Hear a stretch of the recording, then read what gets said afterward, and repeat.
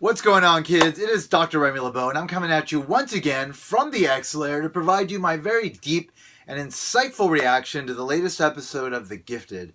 We had The Gifted episode 7 of Season 2 air tonight, and stuff is happening, folks. Things are happening in the world of the X-Men on television. We've got some forward movement in the storytelling. Some things have become clear. Some things have moved closer to what eventually they may or may not become. I don't know. There's all sorts of things happening. I'm going to talk about it. But before I do, I want to say a few words about Stan Lee. Stan Lee passed away yesterday, and everybody kind of knew it was coming. I knew it was coming. About a year and a half ago, I went to a convention, and he was there. It was Stan Lee's... actually, I think it was 2 years ago. It was Stan Lee's Kamikaze. It might have been last year, and he was there, and you could buy a photo with him, right? And it cost like $300 and some odd, and I did not fucking hesitate to take that photo. And then we had to wait for like an hour, but it wound up being like 3 hours for some reason. But it didn't matter because I knew as I was waiting, like, this is the last chance I'm going to get to stand next to this living legend and take this photograph. And then I finally got the opportunity to do it, and I stood next to him, and I have that photograph, and it's so special to me because this man, as he is special to everybody, has played a huge role in creating an alternative narrative of myths about gods, larger-than-life figures that we can all look to and take inspiration from without feeling like we have to be controlled by it, without feeling like it is intended to manipulate us in some way. This was just about creating sort of a paragon of individuals that stand for what's right because it's right, not because they're forced to, because they might go to hell otherwise, you know, not because they're being guided by money. Incentives or being manipulated in some way. It's simply because it makes sense to be good. It makes sense to help your fellow person. It makes sense to not discriminate against others. It makes sense to not lessen the value of anybody based on their race, class, gender, religion, sexual orientation, etc., etc., etc. He did this. And it touched my life in such a special way. I started reading comics when I was 13, and it really did have an impact on me. And I am gay, you know, I'm a gay man, and like the world is always kind of going up and down with respect to how we are being treated, and currently we are under attack, and it very much parallels the struggles of the X-Men, you know, created by Stan Lee as a metaphor, an allegory for all the civil rights struggles.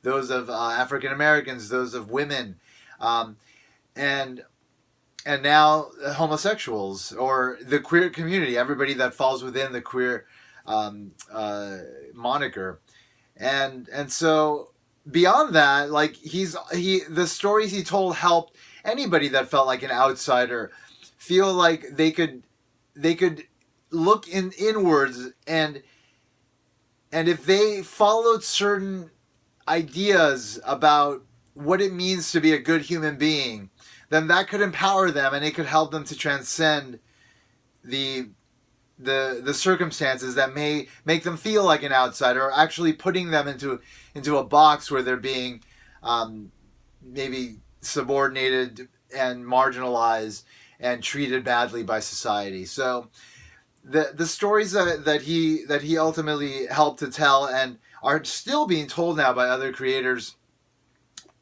they've had a really important impact on a lot of people's lives. And now, obviously, with the characters becoming this worldwide phenomenon within the Marvel Cinematic Universe, they're going to have an even greater reach in touching different people's lives throughout the world, and having that same effect that it had on me, and it probably had on a lot of you for generations to come. And so we don't get a person like Stan Lee to come through this world often. You know, it's not often that a person like that has such an impact that is going to transcend their lifetime and the lifetime of most human beings for millennia potentially. And so the passing of Stan Lee is an important moment for us, and I think that we should all I think it's been clear that we are all kind of reflecting on it and really appreciating his life. But I think right now more than ever, like, we should really try to remember why his characters ultimately wound up being so important. What was it about him in particular, his outlook, his perspective on life, that made this universe of characters so important, now so popular? And it all comes down to the fact that he was all about having humanity being unified, and for us to be one race, you know, one group of people, one family. Like, I watched this interview that he did a couple of, like, last night. I watched it. Somebody tweeted it, and he said, "This person over here, he's my brother. This woman over here, she's my sister." Like, and like that's what he wanted everybody to have as a perspective on their fellow people. You know, that we're all family, that we're all one big family on this piece of rock in the middle of this enormous universe. The middle, that's so egocentric, but nonetheless, like, just the I guess ultimately what's important is, and I hope that it affects people, especially those people that are really giving in to the darker side of what a human being can be, especially within the United States currently, and in other parts of the world. I hope that like the true meaning of who Stan Lee was and what he represented can resonate within them, and maybe help to somehow bring them back from this, like, very dark place that they seem to be indulging in right now, and really help to potentially offset some of the steps that we've been taking as a society backwards, and help us to move us forward into the world where that Stan Lee ultimately wanted humanity and knew that humanity could ultimately get to, which is, again, that sort of unified state where we are all one. Anyway, those are just some of my words off the cuff. I could go on and on about this, but there's so many people talking about this, how important this man was, and will continue to be. And so, you know, I don't want to sidetrack the review of the episode too much, but without him there would be no episode, right? Like, without him there would be no The Gifted, there would be no X-Men, there would be no Marvel. And so, I mean, I feel so lucky to have lived at a time that he lived, and to have gone to stand next to him for just that brief instant was so valuable. And he will forever be one of those people that I will hold up as the paragon of what a person can be, and therefore motivate me to constantly strive to reach that level myself, and help to, in any way I can, spread a lot of the messages that ultimately he was trying to relay with his creation of his characters. By really focusing on the individuals behind the mask, he really ultimately was telling stories about humanity. And so, anyway, a really important moment. Rest in peace, my friend. You have touched my life, and I am forever grateful to you because of it. So, thank you. All right, so I'm starting to get a little bit choked out. I'm going to bring it down a couple of notches. The Gifted, episode 7. So, first of all, it started off with that flashback of Reva, and that was an important moment that I think we should have gotten earlier in the season, to be honest. I really, and in fact, this is like much like last week when we kind of touched on the backstory of the Cuckoos. Like, I kind of felt like, well, I would love to have gotten a whole episode of Reva. In fact, they did this on Supergirl recently, where this guy in the Iron Mask, which I'm sure some of you know what the character is supposed to be. I don't know. I'm not a big DC guy, big Marvel dude, but I appreciate the CW verse. But they spent a whole episode explaining like the motivations behind this guy, this villain. That is basically like the William Strucker of like Supergirl's trying to do like an X-Men thing, and I'm not appreciating that. Like trying to make like aliens is sort of the other, and like they're the outcasts, and like Supergirl's kind of like the symbol of like of equality, for like these metahumans and humans. Like, hey, hold on a minute, that's the X-Men world. You can't do that. That's not what Supergirl's about. But they can do whatever the fuck they want, I guess. I mean, Mark Guggenheim is gay, and I'm sure he would love to tell. I mean, in fact, what am I saying? Like Mark Guggenheim, or is it Greg Berlanti? Greg Berlanti, I think, is gay. Big producer of the CW verse, and I'm sure he wants to tell X-Men stories, but because he can't, he's like doing it within Supergirl, and I forgive him for it, but nonetheless, it feels a little weird. Anyway, I'm totally getting sidetracked. They had a really great episode where they spent the whole episode explaining to us the motivations behind the actions of this villain, who is kind of like this separatist leader who is like humanity first type, that wants to take out all the aliens or whatever. And it was a really good solid hour of backstory that really made me understand him. With Reva, like she just came out swinging, and we never really got too much of a backstory. We got a little bit today, and that was enough to really kind of turn the tide for me on her, because like we saw her 8 years ago, and she was this timid, pacifist type of person. And then she saw her friend get butchered in front of her, and that apparently radicalized her. And I'm assuming the journey was pretty clear from that point forward. But it would have been nice to kind of see a little bit more of that and really identify a little bit more with what it is that's driving her, so that we understand this sort of cold-hearted, ruthless approach that she takes to trying to achieve her goals a little bit more. But I do appreciate it a little bit more just based on that brief segment. And this episode was also really good in terms of adding that extra dimension of humanity to her beyond what we saw in the backstory. Everything that was going on with her and this date of hers. Now we understand, okay, this date was important. It was part of the heist. She was romancing a part of the administration at the bank, and in that process, like, she actually did somewhat fall in love with the guy, and so we could see that it was not easy for her to continue on with her plan, but nonetheless, like, again, that ruthless kind of radicalized approach caused her to put aside her feelings and be ruthless nonetheless. But clearly, like, she did not want Rebecca to do what she did at the very end of the episode, which I'll talk about in a bit. And so that even adds a little bit more to her, right? Like, even though we've seen her butcher like fellow mutants, and I mean, she's a killer.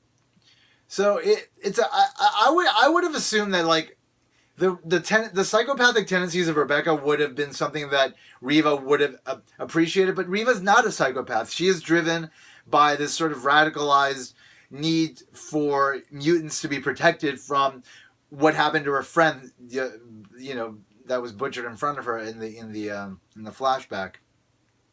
So I guess it does make sense in that way. The idea that there's a nice contrast between what it is to be a villain simply because you're driven by this chaos and this need to destroy Rebecca, versus a villain that has actual ideals that they're trying to accomplish that are benevolent in nature, but the means to which they're going to be achieved wind up being malicious.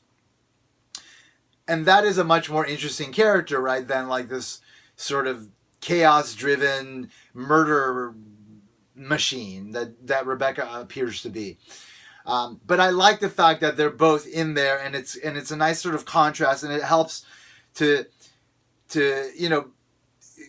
give us that sort of insightful exploration of what it means to do bad in the world, right?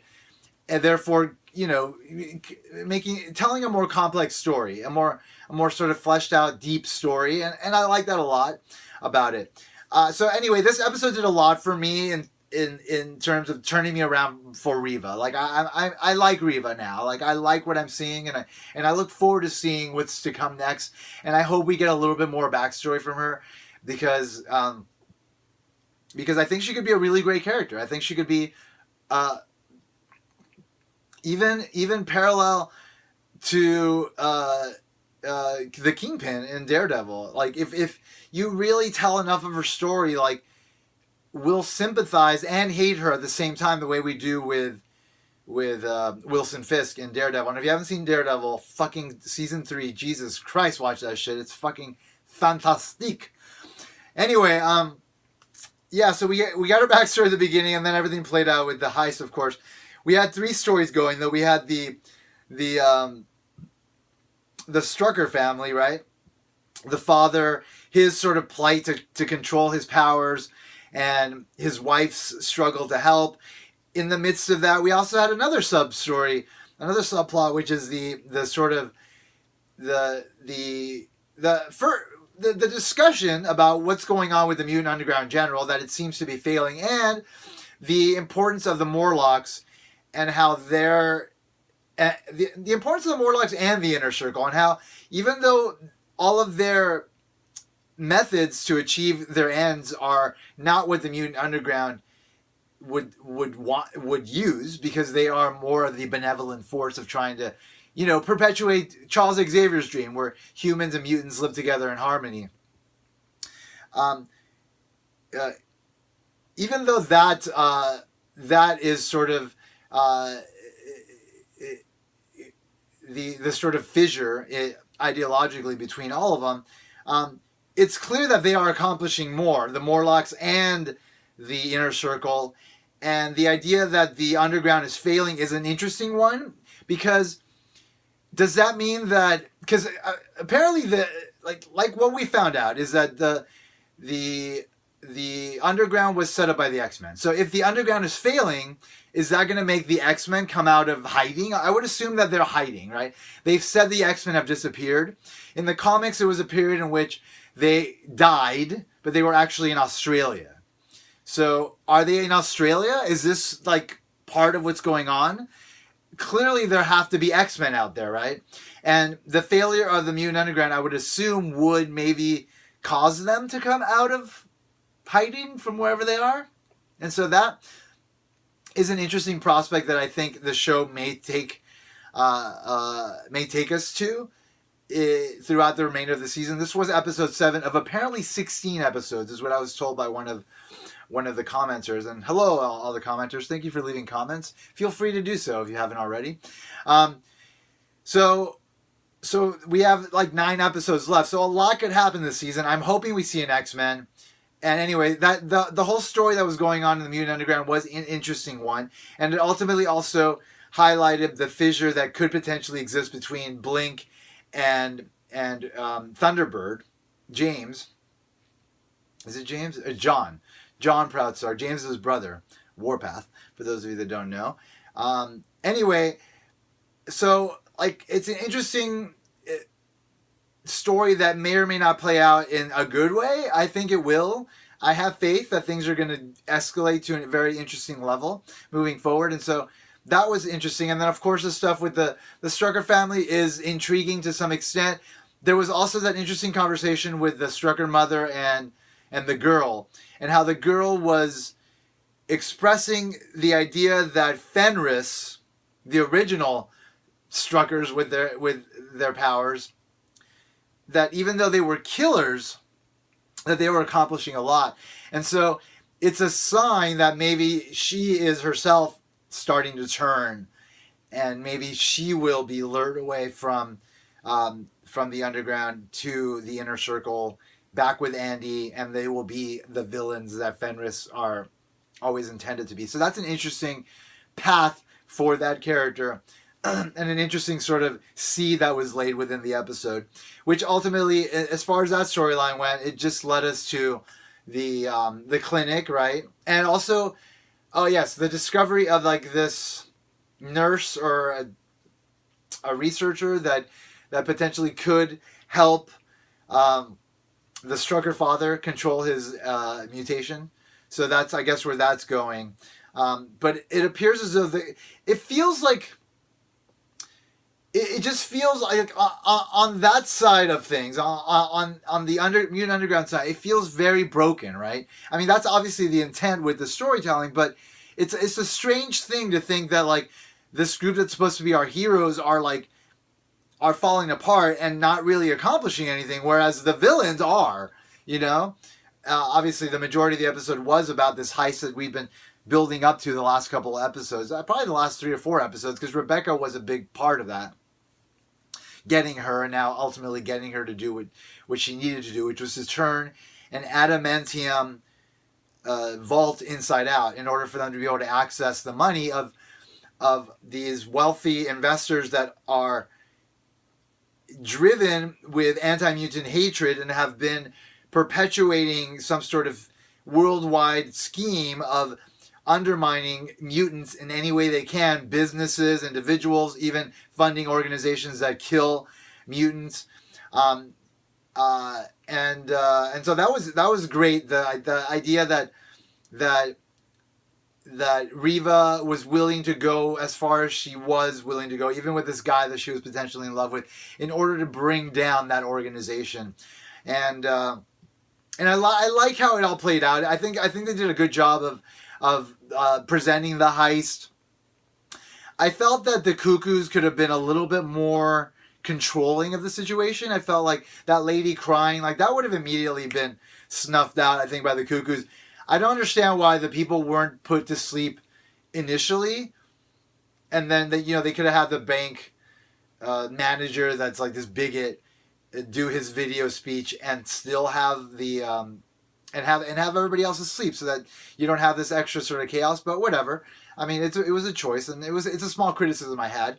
But I did like the way it all went down, and clearly it's very effective what they're doing, and I really like it. Now, the other storyline that was interesting as well is sort of this this ascendance of the Sentinel Services guy into the Purifiers hierarchy, now meeting this guy that's supposed to be kind of like a Bill O'Reilly type, that talks about anti-mutant sentiments on a channel that I would assume is somewhat like Fox News, sort of like the hate mongers of that world, and it's. I expected a little bit more. Like when we met the guy, I thought we were meeting William Strucker. I'm not William Strucker. William Stryker. But that was not the case. Because again, I think the show is not capable of using like the main elements of the X-Men world. And so they're probably limited to like really kind of fringe characters. I'm assuming this guy's important maybe in one issue like Reva was.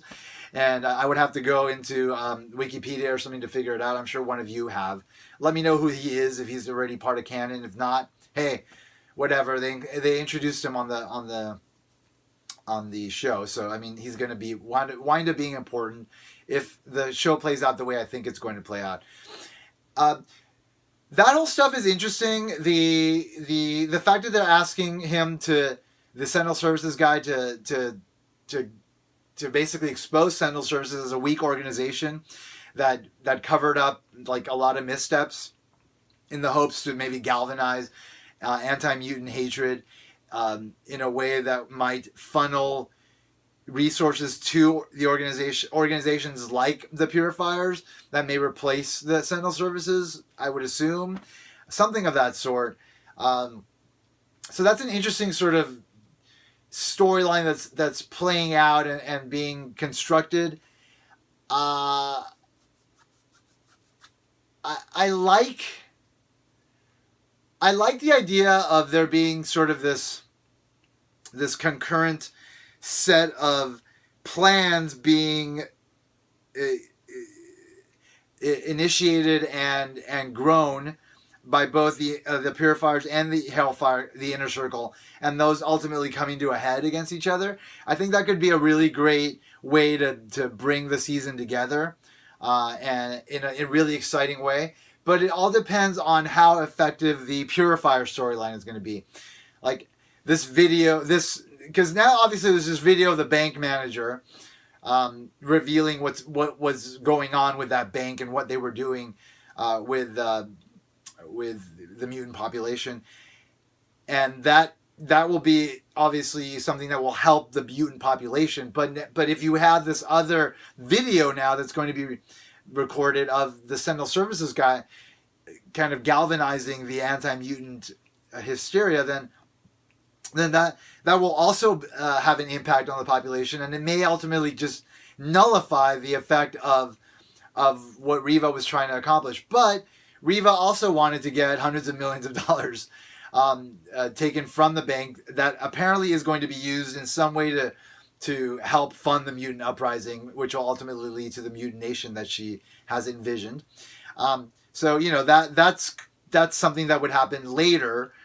But clearly the video has some big intent behind it. And so hopefully we see that play out a bit and see how the Purifier video also plays out, and have that be kind of the place where the conflict comes to a head on a small scale before it comes to a head on a big scale, which I would assume will be all-out war between Purifiers and mutants from the inner circle. Now, the last thing we had happen in the episode was that moment where Rebecca just like killed probably, I don't know, 25 people. Pretty horrible stuff. Clearly nobody was for it. But it's interesting to have a character like that be developed. Somebody that ruthless and that heartless. And to have that be another sort of element of the show, I think is interesting. But again, like a lot of this stuff, it just kind of feels like, well, why aren't you just using characters from the comics, But, I mean, that's a whole other thing that I'll constantly bring up as I'm doing these reviews of the show. Nonetheless, I really like this episode. I think the season's going somewhere. It's still going somewhere a little bit too slow. And I think it's in danger of really, like, shooting itself in the foot. I want the show to continue. That's my big sort of hope, is that the show will continue and that the approach that they're taking is not going to sabotage them. But in the end, whatever's going to happen is going to happen, and I'm just grateful that we're at least getting 2 seasons of the show, and maybe they'll be able to tie it up in a cool way if they're not able to have a 3rd season. Fingers crossed, because I really fucking hate when a show just kind of dies and none of the stuff that was planned ever plays out. That pisses me off. And it would piss me off to no end if that were to happen with the X-Men. Even though this is not the X-Men, this is the Gifted. Anyway, folks, R.I.P. fucking Stan Lee. Jesus Christ, that guy's gone. That's crazy. Anyway, I hope you guys are all well. Of course, next week I'll come back and talk about episode 8 and see where all of this goes. Obviously, there's going to be some repercussions to what Rebecca did and to what obviously the heist was meant to accomplish, and we're going to see stuff with the Purifiers and stuff with Reed and the Struckers, and there's a lot of stuff that's going to happen. I hope it really kind of blows us away, though. Like, I really want that. I really want to be blown away by the fucking show. I'm not yet blown away by the show. But I did like this episode. Anyway, thank you for checking out my channel. If you haven't already done so, click subscribe so you can keep up with my latest videos. If you like this video, click like. If you didn't like the video, click you didn't like. It's fine. I can take it. I like honest people. Honesty is the best policy. And as always, I want to remind you that if you haven't already, you better put an X in that box, ladies and gentlemen, because ain't nobody checking me. Take care, folks. Bye-bye.